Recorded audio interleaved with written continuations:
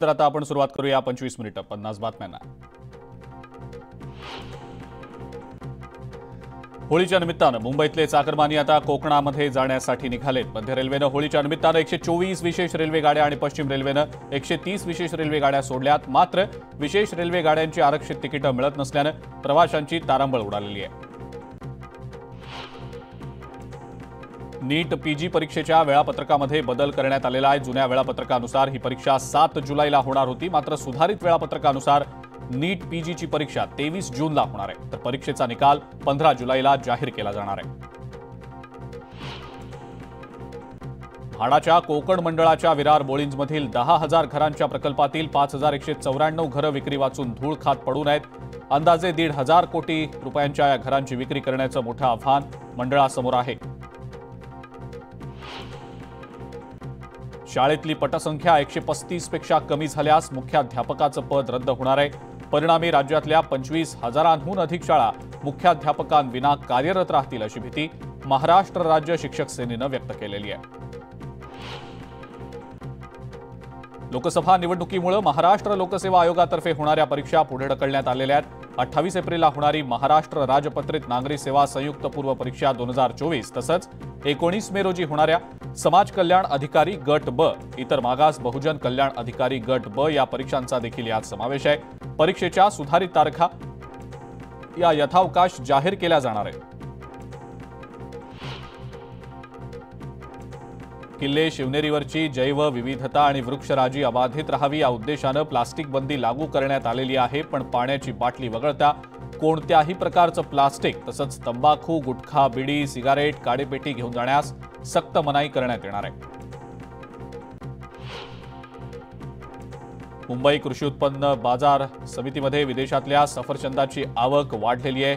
Turkey, दक्षिण Africa, America आणि न्यूझीलंडमधून सफरचंद आयात केली जात आहेत। किरकोळ बाजारात या सफरचंदाला 200 रुपये प्रति किलो इतका दर मिळतोय। या महिन्यामध्ये 31 मार्चला रविवार असला तरी बँका आणि आयकर विभागाची सगळी कार्यालये उघडी राहणार आहेत। भारतीय रिझर्व्ह बँकेनं व्यावसायिक बँकांसाठी यासंबंधीची अधिसूचना जारी केलेली आहे। आयकर विभागानं सुद्धा आपल्या सगळ्या कार्यालयांसाठी नोटीस जारी केलेली आहे। वित्त वर्ष 2024ची सर्व येणे आणि देणे व्यवहार पूर्ण करण्यास सुविधा व्हावी यासाठी रविवारी सुद्धा बँका सुरू ठेवण्याचा निर्णय घेतल्याचं आरबीआयनं म्हटलंय। सरकारला सर्वाधिक महसूल देणाऱ्या विभागात समावेश असलेल्या रेल्वेला तिकीटं विकून उत्पन्न मिळतं, मात्र विकलेली तिकीटं रद्द केल्यानंतर सुद्धा रेल्वेला कोट्यवधी रुपयांची कमाई होत असते। रद्द केल्या जाणाऱ्या तिकिटावर रेल्वेकडनं कॅन्सलेशन शुल्क आकारलं जातं, त्यातून हा पैसा रेल्वेला मिळत असतो। गेल्या वर्षी 5 ते 17 नोव्हेंबर 2023 या दिवाळीच्या सप्ताहात 96,18,000 तिकीटं रद्द करण्यात आली, त्यातनं रेल्वेला जवळपास 10.5 कोटी रुपयांचं उत्पन्न मिळालं। उन्हाळी कांद्याच्या दरामध्ये गेल्या 6 ते 7 दिवसात 500 रुपये प्रति क्विंटलनं घसरण झाल्यानं शेतकरी हतबल झालेत। यंदा खत, बियाणं, रोप, लागवड, काढणी आणि मजुरीचे दर हे गगनाला भिडले, त्यातच विहिरींनी तळ गाठलाय। परिश्रमातनं शेतकऱ्यांनी कांद्याचं उत्पादन घेतलं असताना उन्हाळी कांद्याचे दर गडगडलेत। गेल्या आठवड्यात कांद्याला 1,751 रुपये इतकाच प्रति क्विंटल दर मिळाला। गुरुवारी तो 1,175 रुपये प्रति क्विंटल इतका झाला। काजूच्या बीला दिवसागणिक कमी दर मिळत असल्यानं काजू उत्पादक शेतकरी चिंतातूर झालेत। कोकणातल्या शेतकऱ्यांचं अर्थकारण हे काजू, आंबा यासारख्या हंगामी पिकांवर अवलंबून आहे। सध्या सरसकट काजू बीचा दर 105 रुपये प्रति किलो, तर वेंगुर्ला 7 या जातीच्या काजू बीचा दर 1,200 रुपये प्रति किलो आहे।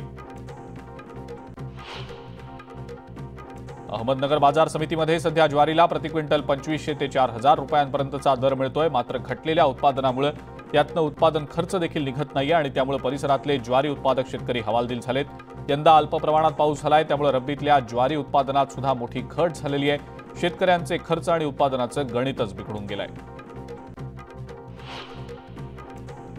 मुंबई एपीएमसीमध्ये कोकण हापूसच्या हंगामाला आता सुरुवात झालेली आहे। पहिल्या आठवड्यापासून आवक वाढू लागलेली आहे। गेल्या 20 दिवसात 3,48,528 कोकण हापूसच्या तर 1,14,013 परराज्यातल्या हापूसच्या पेट्या अशा एकूण 4,62,541 पेट्या एपीएमसीत दाखल झालेल्या आहेत। 30 मार्च नंतर मात्र रोज किमान 3 ते 3.5 लाख पेट्या कोकण हापूसची आवक मुंबई एपीएमसीमध्ये होण्याची शक्यता आहे।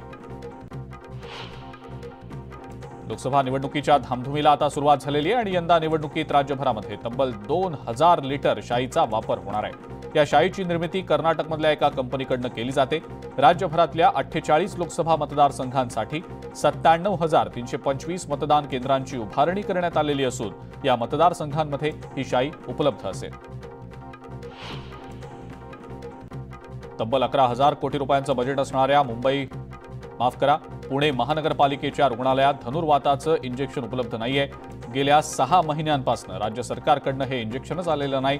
शासन पुरवठा करत असलेलं इंजेक्शन खरेदी करता येत नाही असं कारण देत पालिकेनं इंजेक्शनची खरेदी देखील केलेली नाही.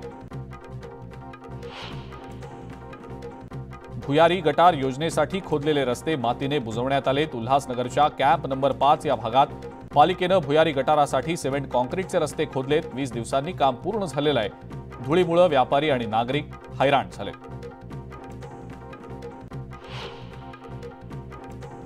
25 मिनिटं 50 बातम्यांमध्ये आता वेळ झाली.